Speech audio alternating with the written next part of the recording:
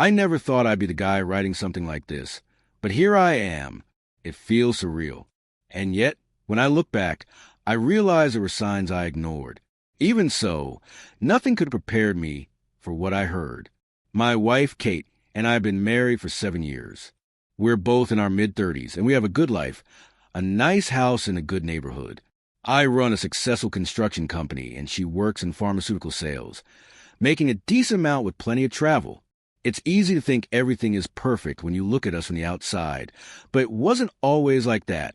About 3 years into our marriage, Kate's father unexpectedly passed away from a heart attack at 58. No life insurance, very little savings. Kate's mom struggled financially after that, and it seemed to hit Kate hard. She became almost obsessed with the idea of financial security, with preparing for the worst. She insisted we both get substantial life insurance policies, especially after seeing how her family had been affected by her dad's death. At the time, it made sense. I agreed to a $2 million policy with her as a beneficiary, and she took a smaller one, $500,000 with me as the beneficiary. Over time, Kate would often bring up the topic, making casual comments about how at least we were covered if something happened to me. Initially, I thought it was just a lingering anxiety from her dad's death. But as the years went by, I began to sense that something was off, though I didn't think much of it at the time. Last Sunday, we hosted our annual summer barbecue for her family. About 20 people in our backyard. Her mom, her sister Emily, her brother-in-law, cousins, everyone. It was a typical gathering, but I always felt like an outsider. Her family is tight-knit with so many inside jokes and references that no matter how hard I tried, I never quite fit in. I was on grill duty, making small talk, playing the part of the good host.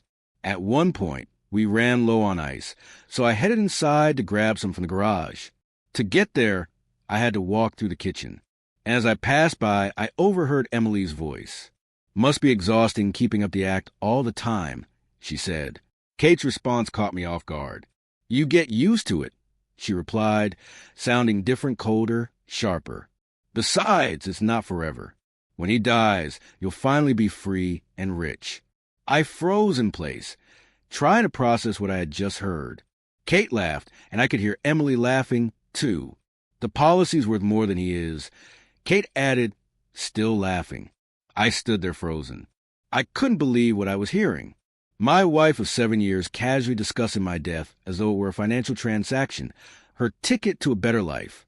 It felt like a punch in the gut, but somehow I regained my composure. I grabbed the ice and walked back outside, carrying on like nothing had happened. For the next 3 hours, I played the gracious host. I laughed at their jokes, refilled drinks, and sat next to Kate as she casually had her arm around me, talking about our upcoming vacation plans. A vacation she had no intention of taking with me. That night, after everyone left and we were cleaning up, Kate commented that I seemed a little off. I lied and said it was just heartburn, then went to bed early, lying awake while she scrolled through her phone, probably texting Emily about their little inside joke. I couldn't shake what I'd heard. The next morning, I called into work and took a few personal days. When Kate left for a sales conference in Chicago, I knew it was time to act. My first call was to my lawyer, Michael, who handles all my business matters. I explained what had happened and asked what my options were. He was appalled and immediately advised me to document everything and take my time with my next steps. "Don't confront her yet," he told me. "Let's make sure you're protected first." Then I called my insurance agent, Phil. I've known Phil for years, long before Kate came into the picture. He handled all my business insurance, and I trusted him. I explained the situation and asked him to help me make sure my policies were secure. The weight of everything was sinking in. I never thought I'd find myself in this situation, but now I had to figure out how to protect myself and move forward. I had explained the situation and asked if she could do anything to speed up the payout of my life insurance. I felt ridiculous asking, still unable to fully believe I was even saying out loud. "Insurance fraud and murder aren't as rare as you'd hope," he said seriously. "Let me make a few calls over the next 3 days," he added. During that time, while Kate was out of town, I took a number of steps. I met with Michael and his partner, who specializes in family law. I documented everything I could remember about Kate's comments regarding my life insurance over the years. I installed security cameras in our house under the guidance of my lawyer, who ensured they were legally placed.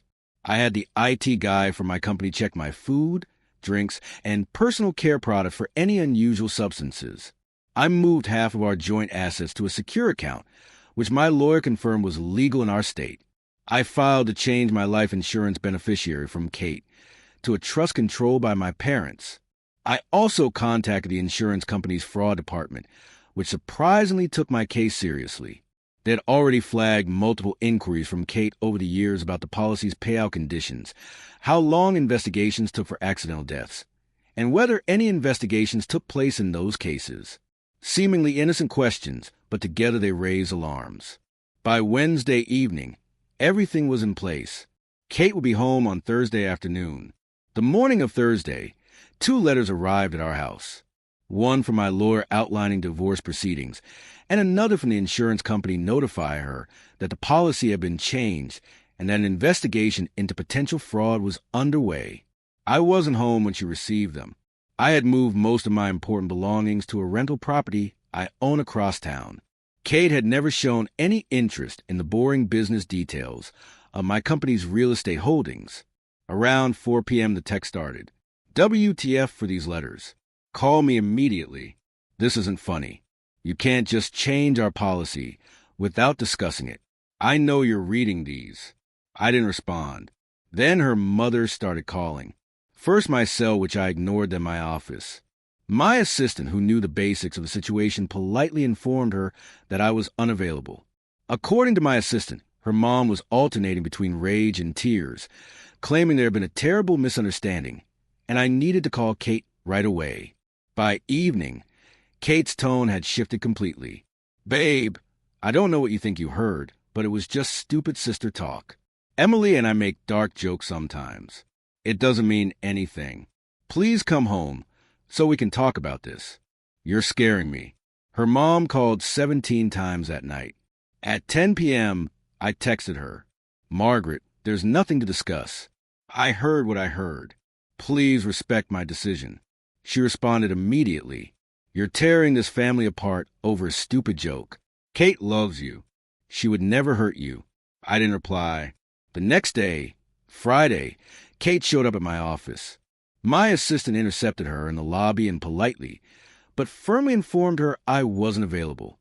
She caused such a scene that security had to escort her out. That was 2 weeks ago.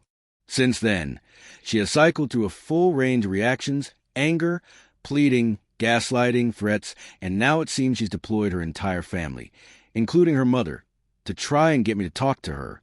I haven't responded to any of them.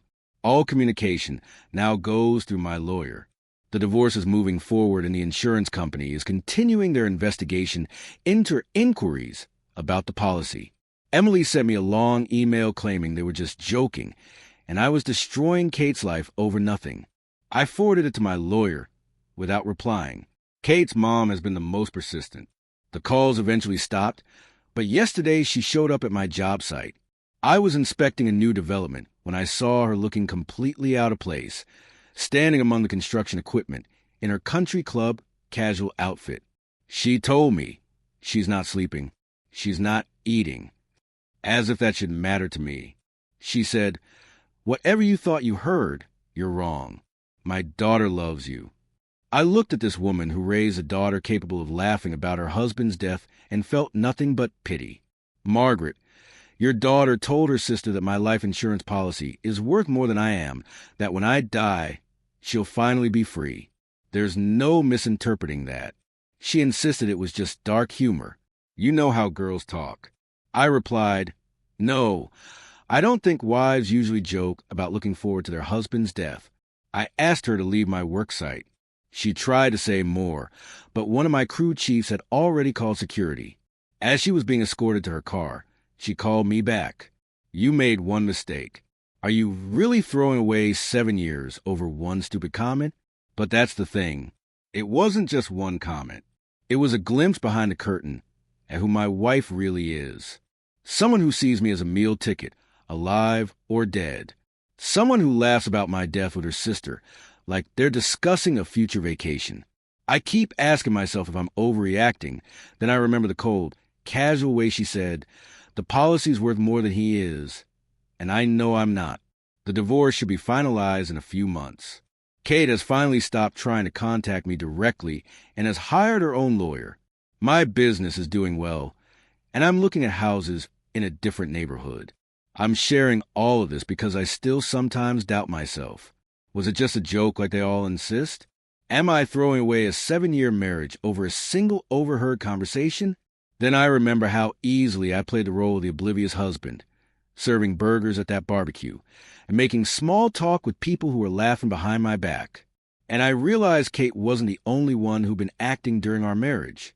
The difference is I'm not acting anymore.